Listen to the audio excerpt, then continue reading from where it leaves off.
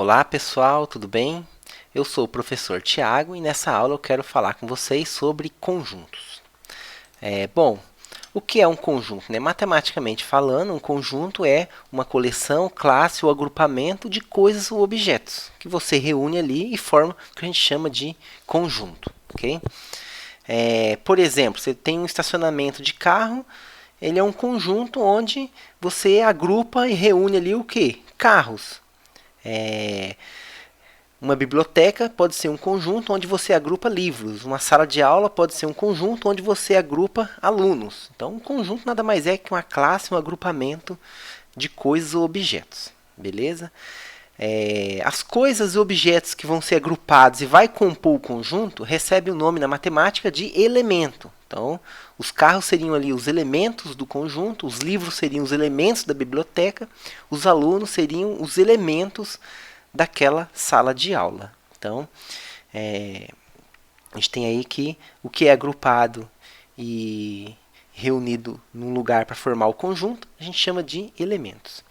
Bom, existe uma relação entre os elementos e o conjunto. Essa relação chama de pertinência. Né? O que é a pertinência? A gente diz que um elemento ele pertence ao conjunto. Então, essa é a relação de pertinência. Então, um carro pertence àquele estacionamento. Aquele aluno pertence àquela classe. Esse livro pertence a tal biblioteca. Então, quando você fala pertence, você está falando do objeto individual, que ele faz parte de uma classe, de um conjunto. Beleza? E o símbolo que a gente usa na matemática para denotar que alguma coisa pertence a algum conjunto é o símbolo do pertence, né? Que é esse símbolo aqui. E caso alguma coisa não pertença a um determinado conjunto, a gente usa esse outro símbolo aqui, que é o mesmo símbolo na verdade, mas com um risco meio que na diagonal ali, para dizer que aquele indivíduo, objeto, ou seja lá o que for que você estiver agrupando, não pertence àquele agrupamento. Beleza? Bom, como que a gente representa conjuntos? Né? Como que a gente representa conjuntos? Existem diversas maneiras de a gente representar conjunto. A maneira mais clássica é o que a gente chama de diagrama de Venn. Então, suponha que você tenha, por exemplo, um conjunto que tem os números 1, 2 e 3. Né? Como que a gente representa através de diagrama esse conjunto? A gente simplesmente faz uma linha fechada, ou seja, que começa numa ponta, dá uma volta e volta naquela ponta, né? Essa linha não pode entrelaçar, ou seja, não pode acontecer alguma coisa desse tipo aqui, como se fosse um 8. Também não pode acontecer algo desse tipo aqui, da linha não se fechar. Precisa ser, então, esse caso aqui, uma linha fechada. A forma pode ter a forma que você desejar, ok? Não precisa ser de uma forma, vamos dizer assim, específica, né? E como que você denota, então, né? No caso do diagrama de Venn, né? No diagrama de Venn, então você faz essa linha, né, você delimita essa região e você marca os elementos lá dentro através de pontos. Então você faz um ponto aqui que vai representar o número 1, você faz um ponto aqui que vai representar o número 2, você faz um ponto aqui que vai representar o número 3. Nesse caso aqui, então, estaria representando através desse diagrama o conjunto formado pelos números 1, 2 e 3. Okay? Você poderia pensar também no estacionamento, né? Sabe aquele estacionamento que os manobristas colocam um número em cima do estacionamento? Então, né, você poderia fazer um diagrama também e representar o quê? Nesse diagrama, né? Representar os carros daquele estacionamento. Então, você vai lá o carro número 1, o carro número 2, o carro número 3, o carro número 4, e assim por diante, quantos carros tiverem naquele estacionamento. Então, seria uma maneira de você representar através de diagramas, vamos dizer assim, né? Uma sala de aula, por exemplo, você poderia fazer uma região assim, né? E marcar os números do aluno pelo RA. Você colocaria o RA de um aluno, o RA do outro aluno, o RA do outro aluno, e assim por diante, marcaria um ponto para cada aluno ali e representaria toda aquela sala. Na biblioteca também você poderia fazer a mesma coisa, utilizando ali o código do livro, né? Em geral, os livros na biblioteca tem um código lá de barra, que você poderia usar aquele código para listar e enumerar esses números e representar ele dentro desse diagrama aqui, vamos dizer assim. A outra maneira muito clássica de representar, né, como vocês podem ver aí no slide, é a listagem dos elementos entre chaves. Então, por exemplo, né, vamos colocar aqui então, listagem dos elementos, né? Então, no caso do conjunto A, que tinha no caso do conjunto que tinha o número 1, 2, 3, vamos chamar esse conjunto de A, né? Como você representaria através de uma listagem? Você escreveria o A, colocaria o sinal de igual, abriria uma chave e listaria os elementos daquele conjunto, que são o número 1, o número 2, o número 3, separando eles ali por vírgula e fecha a chave de novo. Então essa aqui é a notação matemática que a gente utiliza para representar conjunto também. Então você tem, além do diagrama, a listagem dos elementos. Em geral, conforme eu escrevi aí, a gente usa essa notação aqui para quando você tem conjunto contável, ou seja, coisas que você consegue contar, né? Por exemplo, números, carro no estacionamento, pessoas numa sala de aula, e assim por diante, né? São exemplos que você consegue, de certa forma, contar. Professor, o que seria um exemplo que eu não consigo contar? Por exemplo, números reais. Você não consegue contar os números reais. Okay? Você consegue contar números naturais. 1, 2, 3, 4, 5, 6. Você conta.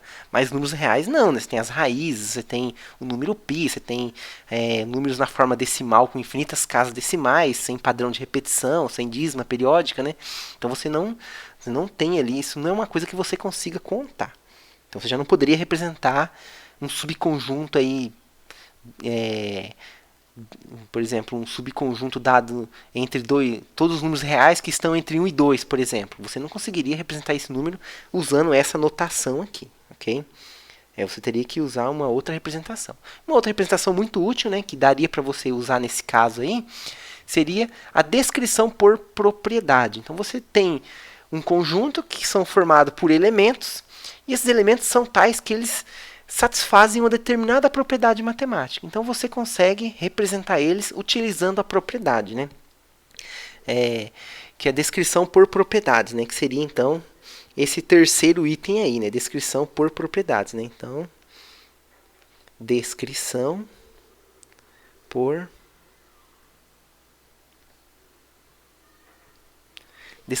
propriedades. Né? Por exemplo, todos os números reais que estão entre 1 e 2. Né? Como que você representaria? Vamos chamar isso apenas para ilustrar, né? Vamos chamar de B, dar um nome para esse conjunto, vamos dar o nome dele de B. Né? Como você representaria ele então? Você escreveria assim, x, que são números reais, né? A gente vai falar depois do que são os números reais, mas são todos os números basicamente. E você tem que falar uma propriedade que vai caracterizar aquele número lá. Então são todos números reais x, tal que x, né, ele é maior ou igual a 1, menor ou igual a 2. Né? Então isso aqui é uma propriedade. Né? Uma propriedade. Né?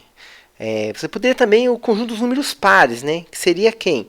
Seria todos os x, tais que x é igual a 2 vezes n, com n sendo um número natural. Né? Os números naturais, vou dar de exemplo daqui a pouco também, são aqueles números 1, 2, 3, 4, 5, 6 e assim por diante. Né? Aqueles primeiros números que você aprende quando você começa a ir para a escola, quando você é criança.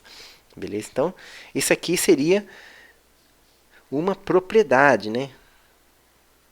Ou seja, os números serem pares. Essa é a propriedade. Como você descreve ela? Os números pares são aqueles números que são múltiplos de 2. Por exemplo, o 2, o 4, o 6, o 8, o 10 e assim por diante. São números múltiplos de 2. São os números pares, vamos dizer assim. Né? Bom, isso aqui então são exemplos aí que você usa uma propriedade. Né? Esse ponto e vírgula aqui, pessoal, só para fazer uma observação aqui para vocês importante. Esse ponto e vírgula que aparece aqui, ele representa a seguinte sentença. Tal que. Ou seja, são aqueles números tal que, tal coisa, tal propriedade ocorre. Então, ele representa tal que. É muito utilizado também, vocês vão encontrar em diversas referências. No lugar do ponto vírgula, você poderia usar essa barrinha vertical aqui. Né? Que essa barrinha também representa a sentença tal que. Então, é um símbolo, né? Para não ter que ficar escrevendo tal que toda vez, você usa ou ponto vírgula ou essa barrinha aí, né? Que são esses elementos que vão cumprir essa propriedade. Quando você reunir todos os elementos que cumprem essa propriedade, então você vai ter esse conjunto aqui. Então, é uma maneira de você descrever o conjunto utilizando aí a propriedade, né? Você poderia ter outros exemplos aí, poderia ter os números múltiplos de 3, múltiplo de 5, né? Então você poderia ter, por exemplo, aqui Q como sendo todos os x, tal que x é múltiplo de 5, né? Ou se vocês quiser, você pode escrever como os x igual a 5n com n natural, igual eu fiz lá. Mas você pode também escrever aqui. Claro, você não vai escrever um textão dentro dessa chave aqui, mas se for uma coisa pequena, simples, igual aqui, você pode escrever, né?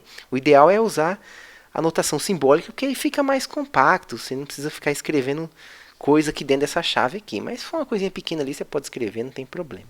Okay? Então, é uma maneira de eu representar conjunto também. Falar qual é a propriedade, falar ou utilizando o texto quando for coisa pequena, ou utilizando a simbologia matemática, exibindo qual é a propriedade que caracteriza aquele conjunto ali. Então, essas aí são as 3 maneiras clássicas aí da gente representar um conjunto.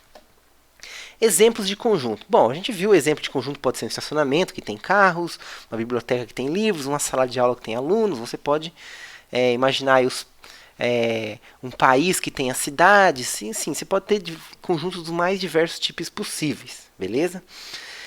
Porém, na matemática, né, os conjuntos clássicos que aparecem são os conjuntos numéricos. Então, como exemplo, a gente tem os conjuntos dos números naturais, né, que é o número 1, 2, 3, 4, 5, 6 e assim por diante, né, continua. Aqueles 3 pontinhos, ele denota o quê, pessoal? Ele denota que você tem uma continuação ali, em geral repetindo um certo padrão, que nem o padrão ali seria o quê? O 7, o 8, o 9, o 10, o 11 e assim por diante, né?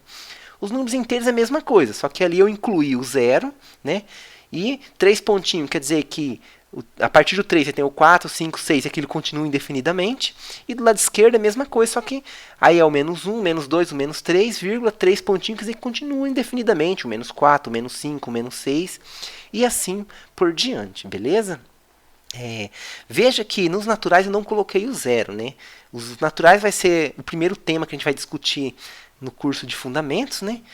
E a gente não começa com o 0. Por que a gente não considera o 0 nesse primeiro momento? Porque a gente quer construir os naturais a partir dos axiomas de Peano. E a gente vai ver depois que os axiomas de Peano ele parte de um princípio de contagem. E você começa a contar a partir do 1, né? 1, 2, 3. Ninguém começa a contar 0, 1, 2, 3. Você começa 1, 2, 3, 4 e assim por diante você começa o princípio de contagem, né? Como os números naturais eles são construídos a partir desse princípio de contagem, então a gente não tem o 0. Porém, dependendo do contexto, se estiver trabalhando na matemática, você pode incluir o 0 ali para efeitos práticos, vamos dizer assim, né? Mas para efeitos de construção matemática, a gente não considera o 0. Aí nos inteiros, sim, a gente precisa do 0, a gente inclui o 0 e inclui também os conhecidos números negativos. Veja que nesse exemplo dos racionais, ó, que é a letra Q que eu utilizei ali para representar, né? Claro, né, pessoal, como esses conjuntos são especiais, ele aparece com muita frequência na matemática, então a gente utiliza letras especiais para a gente poder representar eles. Os naturais a gente representa com a letra N, os inteiros a gente representa com a letra Z, e os racionais com a letra Q, os reais com a letra R, os complexos com a letra C. Então são essas letras padrão. E claro, os números irracionais a gente representa com a letra I, igual está ali no item 4. Né? Veja que tanto os naturais quanto os inteiros, eu uso a representação, né, de listagem. Né? Então eu coloco lá uma chave e vou listando os elementos. Né? E quando necessário eu uso os 3 pontinhos ali, porque não tem como eu escrever uma coisa que é infinita. Né? A gente tem infinitos números naturais e infinitos números inteiros. Já nos racionais, não. Você precisa de uma propriedade para você escrever. Você não vai listar eles. Né? Você escreve utilizando uma propriedade.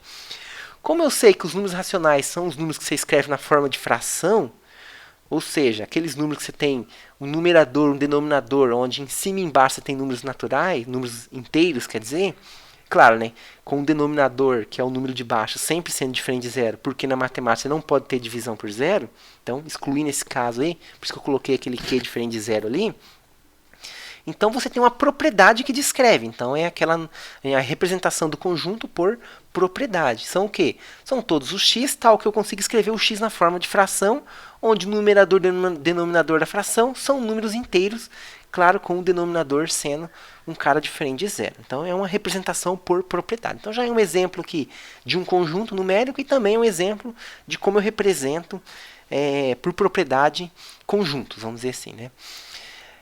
Os reais vai ser o quê? Vai ser todos esses números na forma de fração, mais aqueles números que você não escreve na forma de fração, que é, por exemplo, raiz de 2, o raiz de 5, o número π, o número de Euler, aqueles números que têm infinitas casas decimais, que não são dízimas periódicas, que você não tem um padrão de repetimento, de repetição. Então, esses números são chamados irracionais. E quando você junta ele com as frações, né, então você passa a ter o que a gente chama de conjunto de números reais. São todos os números, teoricamente, ali que existem, vamos dizer assim.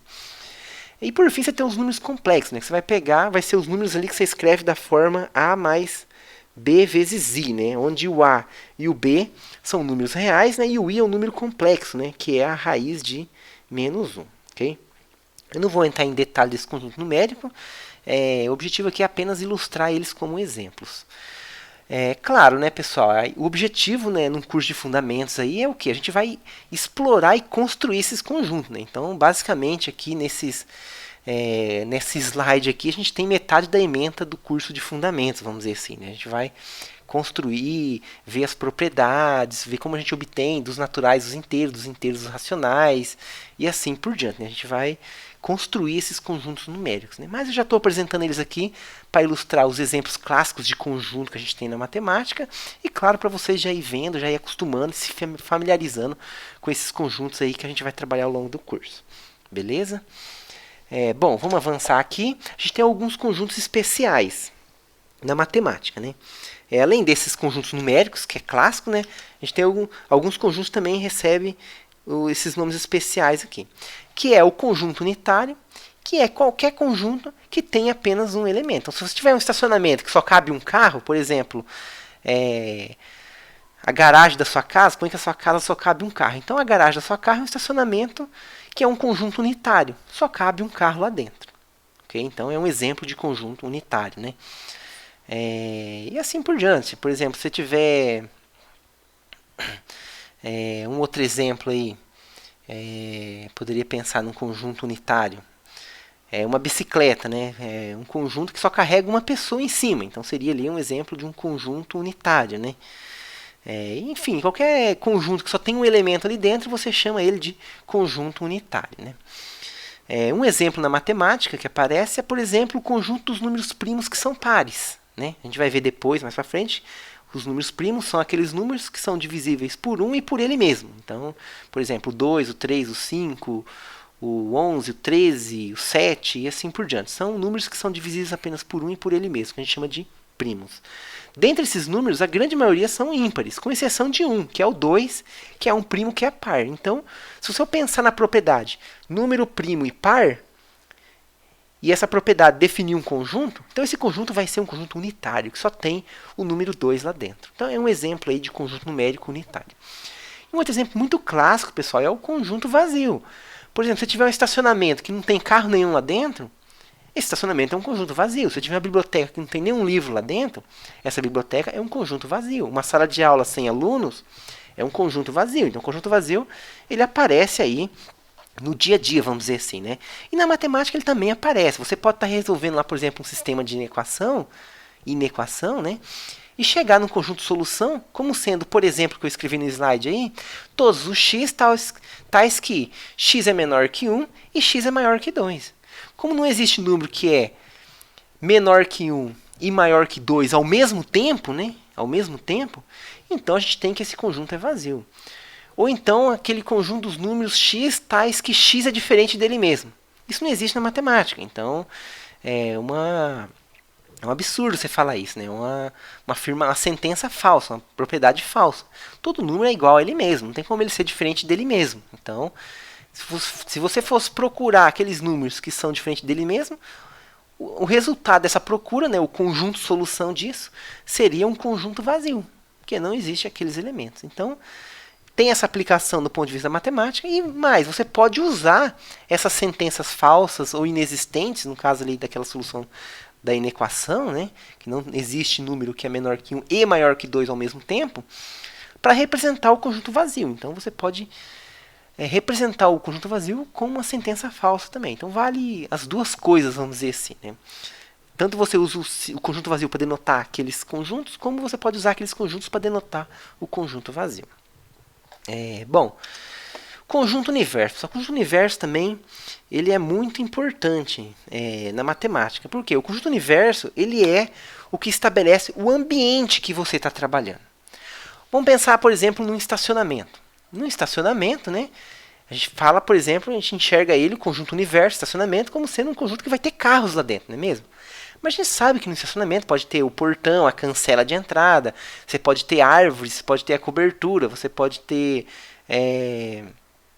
diversos elementos que compõem aquele estacionamento. Então, por isso que é importante você estabelecer o que a gente chama de conjunto universo, que é um ambiente de trabalho. Então, se eu falo que o meu conjunto universo é o estacionamento, e é um estacionamento que vai ter carros, então eu só vou analisar os carros que estão lá. Então, eu vou ter os elementos como sendo os carros. Okay? Pensa que você pode ter um estacionamento, por exemplo, de carros que estão para vender as peças, de desmanche. E aí você pode enxergar o conjunto universo como sendo peças de carro. E aí o que acontece? Aí os carros não vão ser mais elementos daquele conjunto. O que vai ser elemento daquele conjunto vão ser as peças dos carros que estão lá. Então você vai ter os carros lá depenados, que sem a roda, sem o vidro. Então, e você vai ter o quê? Que aquelas peças vão compor aquele conjunto. Então o conjunto universo ele é o que estabelece o ambiente de trabalho. É um ambiente de trabalho. Beleza? É igual numa sala de aula, você está analisando os alunos. Então, você está pensando no conjunto universo como sendo a sala de aula como um conjunto de alunos. Então, você vai analisar os alunos ali dentro. Você não vai analisar o projetor, a lousa, as mesas, as cadeiras e assim por diante. E na matemática isso é fundamental. Por quê? Porque na matemática existem diversos elementos matemáticos. A gente tem, por exemplo, números 2, o número 3. A gente tem funções f de x igual a x² mais 1. Na matemática a gente tem elementos, por exemplo, matrizes, né? Quem não lembra lá do ensino médio, a gente pode ter uma matriz, por exemplo, 1, 3, 2, 5, colocar números aleatórios. Isso aqui é uma matriz. A gente pode ter uma coisa que a gente chama de vetor, né? Vetor, por exemplo, 1, 2, um vetor aqui de 2 coordenadas no plano. Isso aqui tudo são objetos matemáticos. Esses objetos matemáticos, pessoal, a gente pode operar eles, fazer operações. A gente pode somar, multiplicar, dividir, dependendo de qual objeto for. Claro, por exemplo, eu não vou falar em divisão de matriz, não vou falar em divisão de vetores, mas eu posso falar em divisão de números. Então, veja que já soma não, eu posso falar soma de número, eu posso falar soma de matriz, eu posso falar soma de função, soma de vetor. Porém, eu tenho que tomar cuidado, eu não vou somar, por exemplo, uma matriz com um vetor, um número com um vetor. A princípio, um número com uma função, tem que tomar cuidado, a não ser que você enxerga um número com uma função constante, você não pode somar. Então, assim, o conjunto universo aqui na matemática, ele vai estabelecer um ambiente de trabalho e você vai fazer operações matemáticas naquele ambiente. Você vai fazer soma, subtração. Então, por isso é importante você ter um conjunto universo em que você vai definir. Então, você vai colocar um conjunto universo só de matriz, conjunto universo de número, conjunto universo de funções, conjunto universo de vetores e assim por diante. E nesse conjunto universo você vai poder fazer ali as operações, né? Então, tem esse outro aspecto também do conjunto universo, que é o ambiente na qual você vai estar trabalhando e vai estar analisando os elementos, né? Então, uma coisa pode deixar de ser elemento se você muda o conjunto universo que você está trabalhando. Beleza? E, claro, né, às vezes, quando você vai descrever um conjunto utilizando propriedade, é conveniente você falar o quê?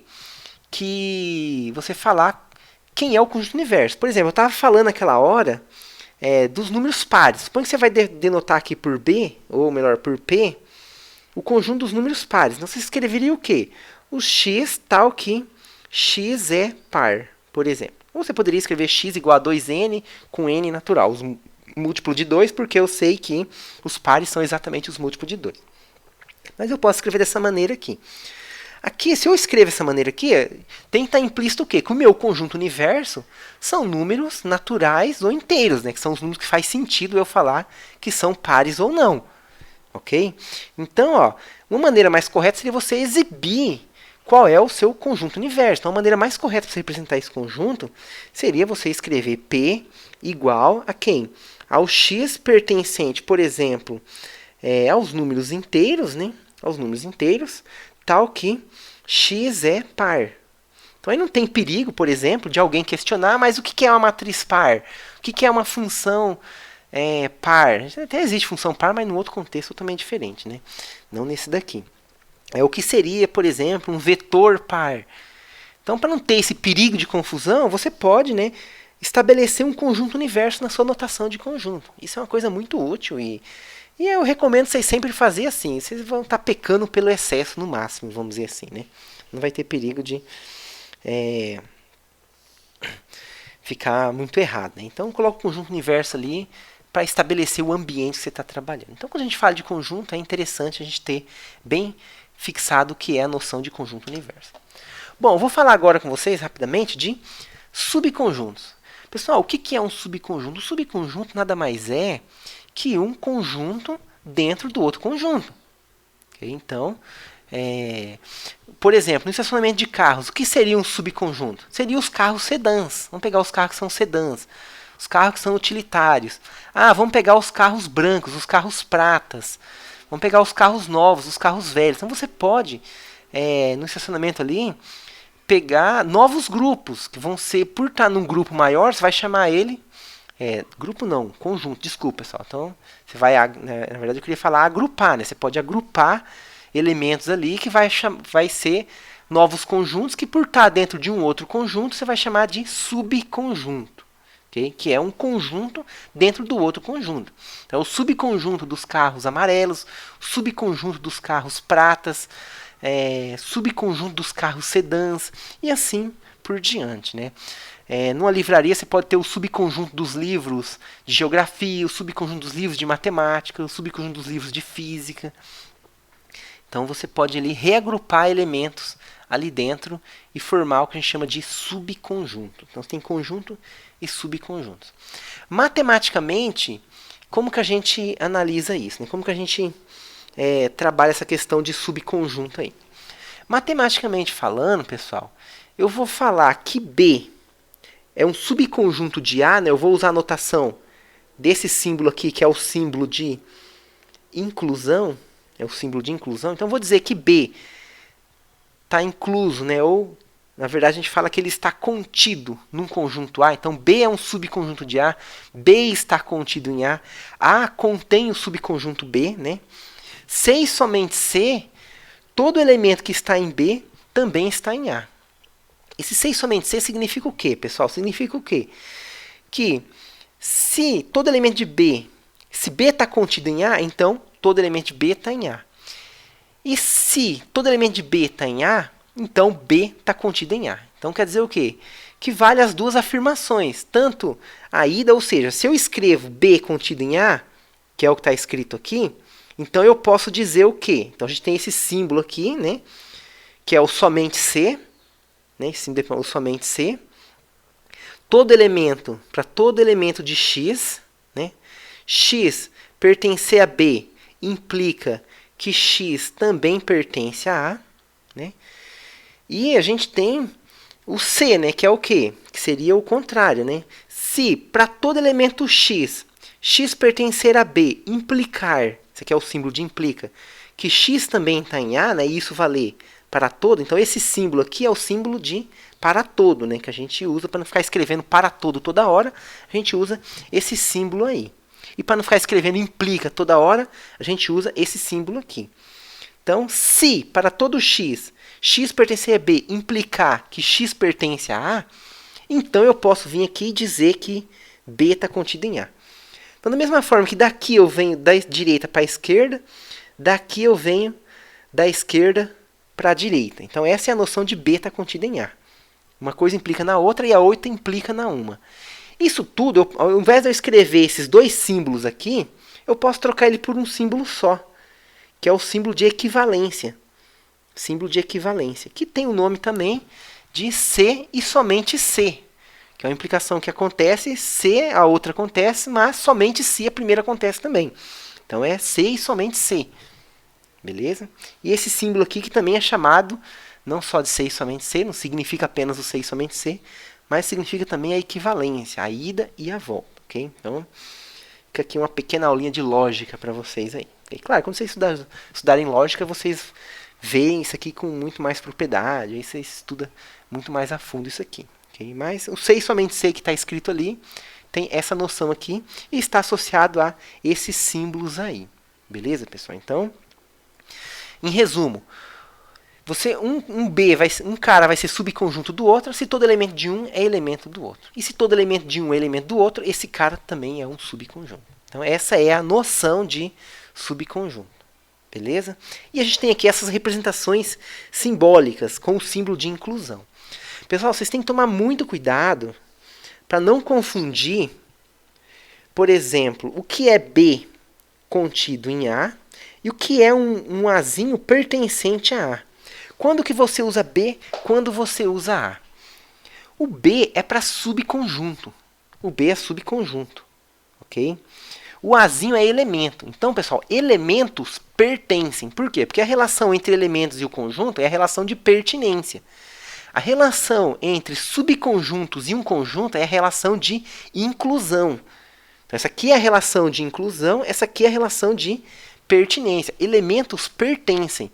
Conjunto estão contidos. Claro, se eu ir lá no conjunto A, né, eu estou assumindo que Azinho, então, é um elemento do conjunto Azão.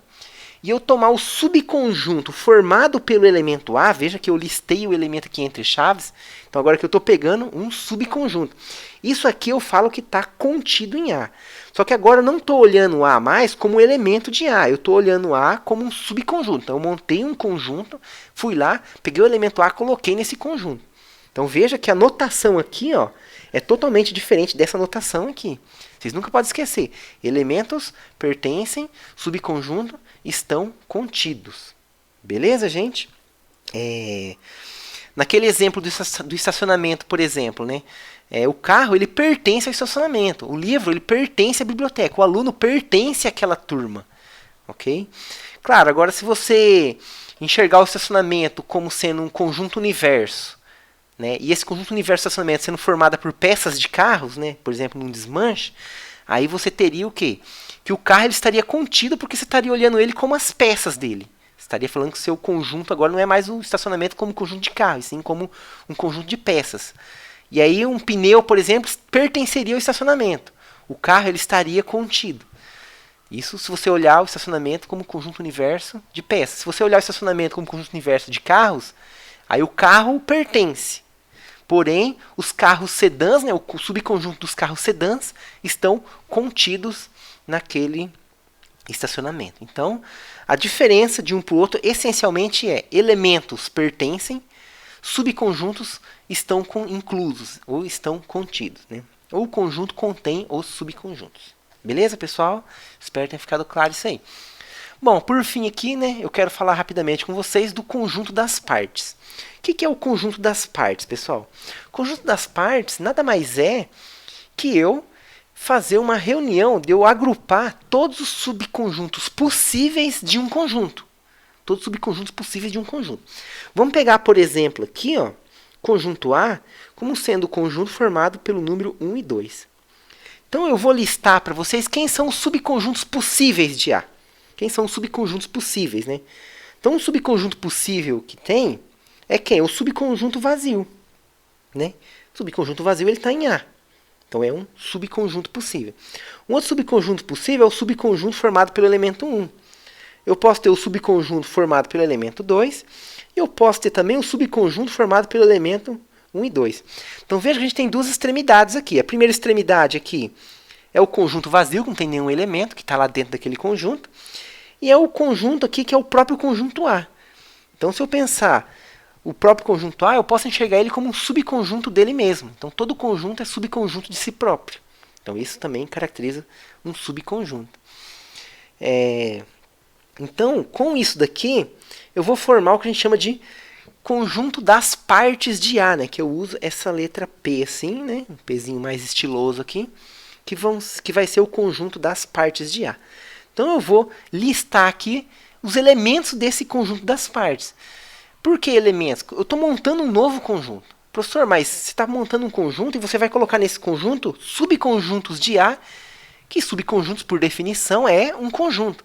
Sim, mas esse aqui vai ser um conjunto de conjuntos. Então, veja que um conjunto ele pode ser um elemento. Tudo isso depende do quê? Do ponto de vista que você está trabalhando, do conjunto universo. Então, meu conjunto universo que é as partes de A. Então, os elementos agora vai ser o quê? Subconjuntos. Isso pode acontecer na matemática. Então, ó, vai ser aqui então o vazio. Então, O vazio é um subconjunto de A, porém ele é um elemento nas partes de A. Eu vou ter o subconjunto formado por 1, o subconjunto formado por 2 e o subconjunto formado por 1 e 2. Né? Então eu tenho aqui ó, esses elementos. Né? Então, ó, se eu analisar então, o subconjunto formado por 2, eu tenho que esse subconjunto, ele, como eu estou no contexto do conjunto das partes, que os elementos são subconjuntos, então esse cara aqui eu falo que ele é um elemento do conjunto das partes de A.